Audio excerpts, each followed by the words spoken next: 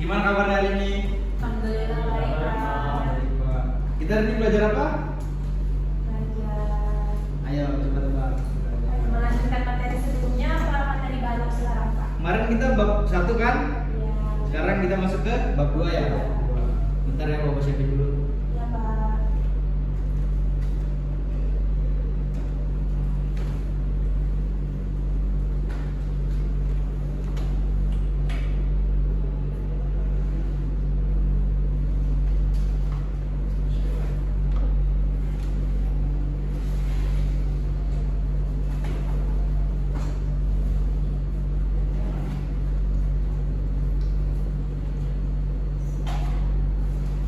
Kita akan belajar apa? Ada yang tahu nggak tentang apa? Kan kemarin kita belajar apa coba? Tentang apa ya, Pak? Lupa. Aduh gimana ini, masa baru aja kita belajar minggu kemarin loh, masa udah pada lupa? Iya, lupa, Pak.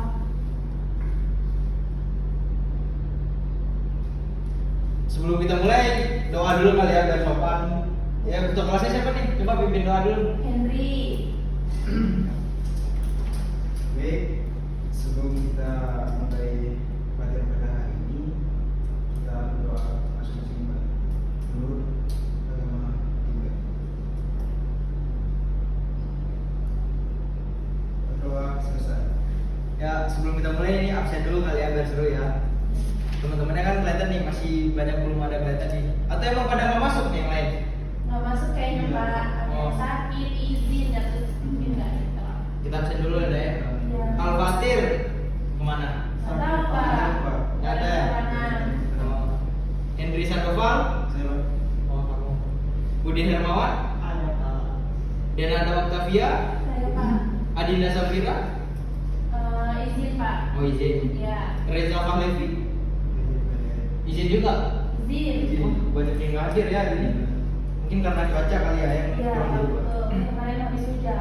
mobilitas banget Pak. Kemarin ada tugas nggak? Udah dikerjain belum?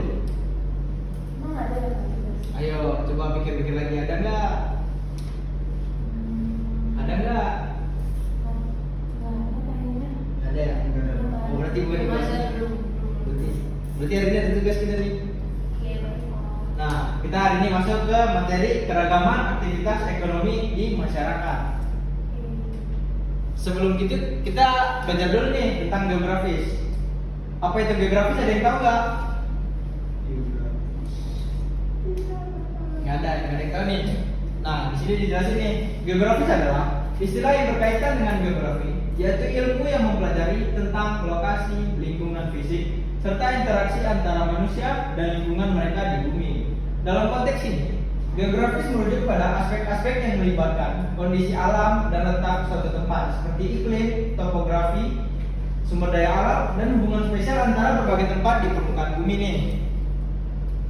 Terus di proses geografis mempengaruhi aktivitas ekonomi melalui beberapa faktor utama yang seperti faktor iklim dan cuaca.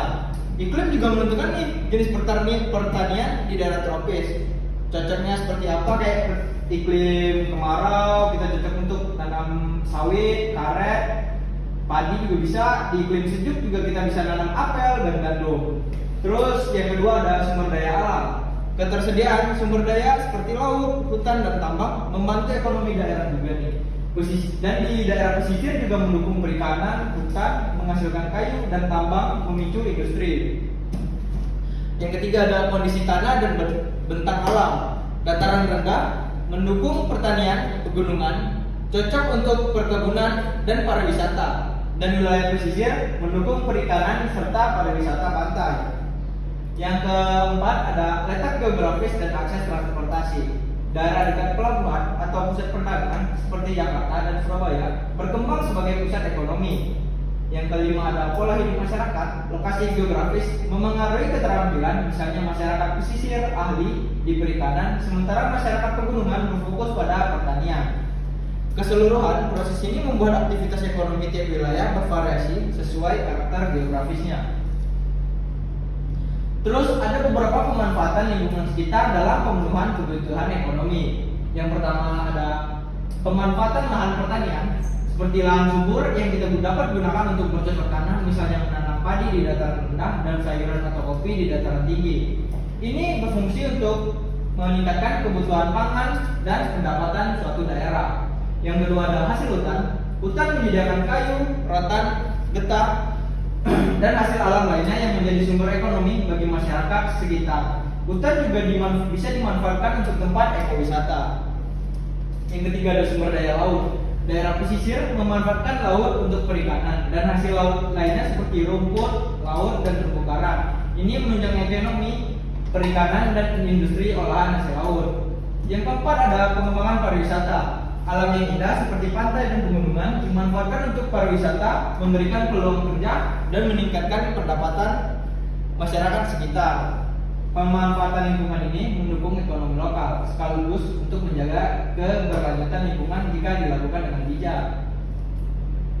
Nah, di sini juga ada perdagangan antar pulau. Sering banget terjadi nih kasus, contohnya kayak kasus kemarin. Perdagangan antar pulau di Indonesia terjadi karena adanya perbedaan sumber daya dan kebutuhan ekonomi di setiap wilayah. Dengan faktor-faktor ini, perdagangan antar pulau memungkinkan setiap daerah di Indonesia saling melengkapi dan memenuhi kebutuhan ekonomi lainnya.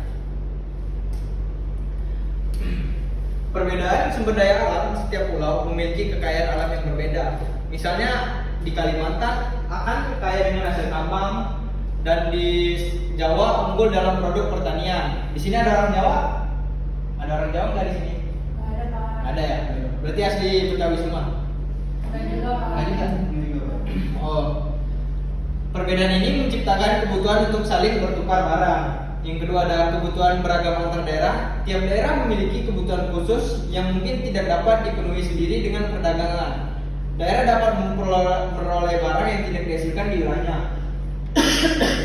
Contohnya kayak gimana ya? Kayak misalnya di Jakarta nih, kan kita masih di Jakarta juga masih impor barang dari jauh-jauh kayak perusahaan kayu, sofa gitu. Di Jakarta kan juga belum banyak perusahaan-perusahaan yang bisa membangun sofa itu sendiri. Jadi masih minta dari Jawa segala macam. Jadi saling kebutuhan lah antar daerah.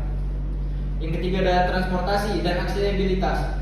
Tersedianya jaringan transportasi laut dan udara mempermudah perpindahan barang antar pulau. Pelabuhan besar seperti Tanjung Priok di Jakarta dan Belawan di Sumatera memfasilitasi distribusi barang ke seluruh Indonesia. Nah, seperti yang kedua tadi, untuk memfasilitasinya itu kita di Tanjung Priok dan di Sumatera juga ada distribusinya. Yang keempat ada efisiensi biaya dan harga. Beberapa barang lebih murah untuk diproduksi di wilayah tertentu. Perdagangan memungkinkan daerah lain memperoleh barang tersebut dengan biaya lebih rendah daripada jika harus memproduksi sendiri.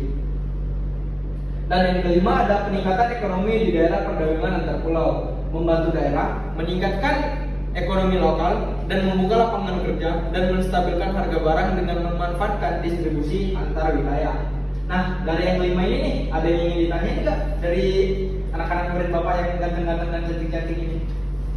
Mungkin belum ada Pak. Oh, belum ada. Kita lanjut aja kan? Ya, lanjut aja.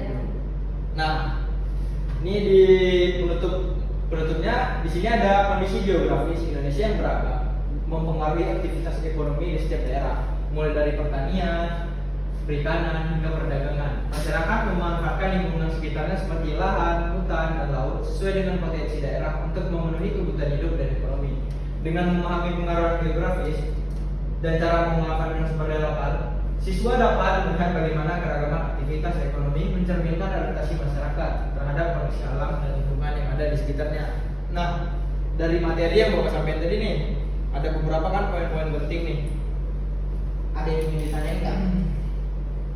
Buat dari siswa-siswa Bapak, mungkin ada yang bertanya nih, mungkin kayak teknik iklim cuaca ini ngaruh nggak? Kayak misalnya di iklim cuaca dingin gimana kalau kita nanam ini Pak? Atau di iklim cuaca panas gimana ini Pak?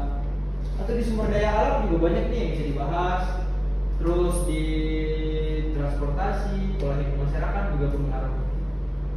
Terus ada pemanfaatan lingkungan nih juga sangat penting, sumber daya laut, pariwisata. Nah, di sini juga sumber daya, perbedaan sumber daya alam. Terus kebutuhan beragam antar daerah. Nggak ada yang ingin bertanya nih? Bapak aja kali yang bertanya nih, boleh nggak? Nggak boleh juga. Terus kita mau ngapain nih? Mau kuis. Ini kan udah habis nih materi kita nih. Mungkin selebihnya bisa kita kita baca. Mungkin buat murid-murid bisa dibaca di perpustakaan juga ada kok bukunya, Bapak ngambil referensi dari situ. Terus hari ini kita mau ngapain nih? Waktu kita masih ada beberapa menit lagi nih. Ditanyakan tadi di slide berapa ya, ada yang memanfaatkan hasil hutan seperti jalan kayu, hutan, getah, dan hasil alam lainnya yang menjadi sumber ekonomi bagi masyarakat sekitar hutan. Hutan juga dimanfaatkan untuk ekowisata. Maksudnya dari ekowisata itu seperti apa? Terus contohnya apa sih Pak? Maksudnya bentar. Biasanya kalau Bapak kasih contohnya.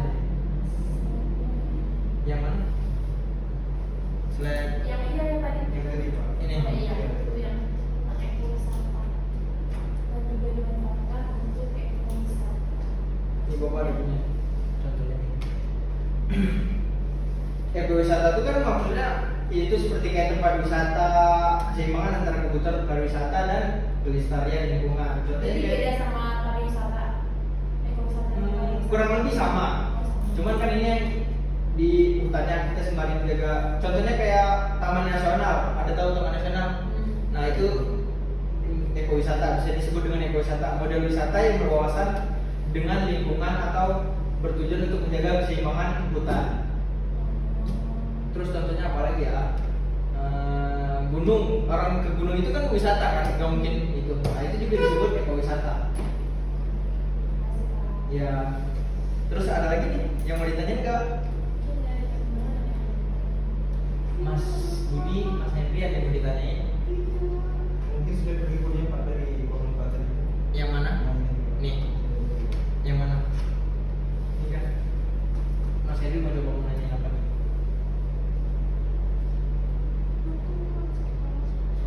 Sidang aksesibilitas, terus jaringan.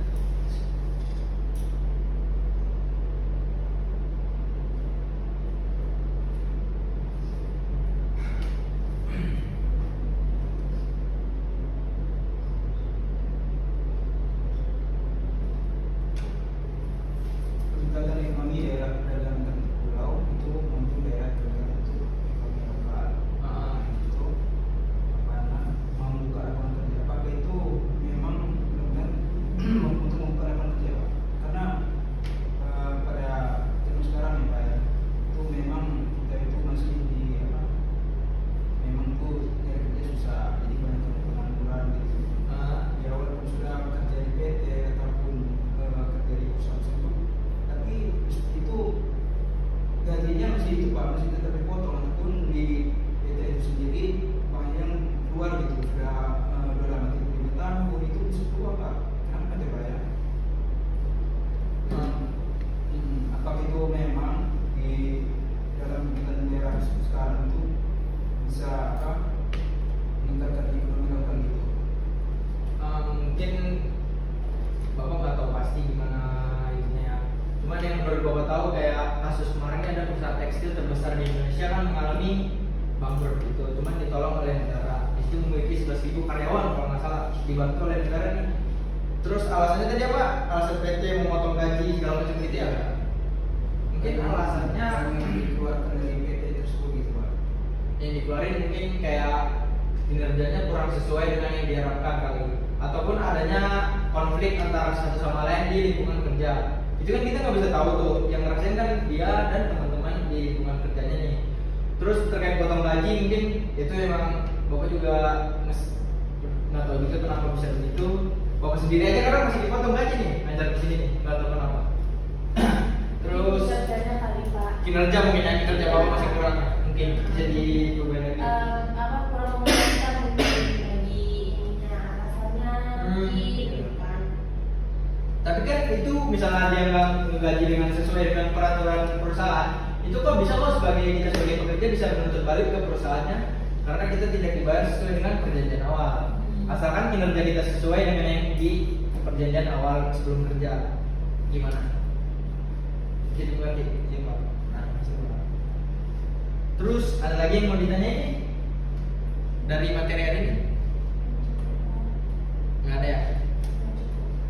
Nah, atau Bapak kasih tugas saja deh buat di rumah nih, buat teman-teman belajar lagi di rumah biar enggak boring banget nih. Ntar kan udah lupa minggu depan, udah lupa lagi materi kita hari ini. Ini Bapak ada bikin soal nih, tolong dicatat buat anak-anak, atau Bapak catat aja ntar Bapak kirim ya ke grupnya, atau Bapak bikinin kertas Bapak printin gimana bagusnya? Kirim di grup aja. Oke. Ntar Bapak kirimin, dikerjain, minggu depan Bapak tunggu ya tugasnya. Ya dikumpulin. Oke, baiklah mungkin cukup sekian nih dari pelajaran kita hari ini. Minggu depan dibaca lagi buku-bukunya yang di perpustakaan juga ada kok buat teman-teman belajar tentang ilmu pengetahuan sosial. Terus di minggu depan tugasnya jangan lupa, dan buat teman-temannya nih yang nggak datang nih tolong dong dikasih tahu buat minggu depan diusahain lebih hadir lagi, kan sayang kan ketinggalan materi. Ya baiklah, sekian kita pelajaran kita hari ini. Sebelum kita tutup, ketua kelas tolong ditutup. Baik, pada pelajaran hari ini sudah selesai tutup, dan kita bakal menurut masing-masing dari agama. Berdoa enggak ya?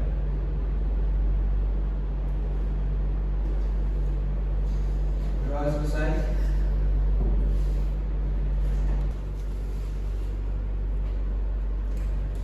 Baik, Bapak pamit duluan ya. Terima kasih. Terima kasih waktu. Iya Pak.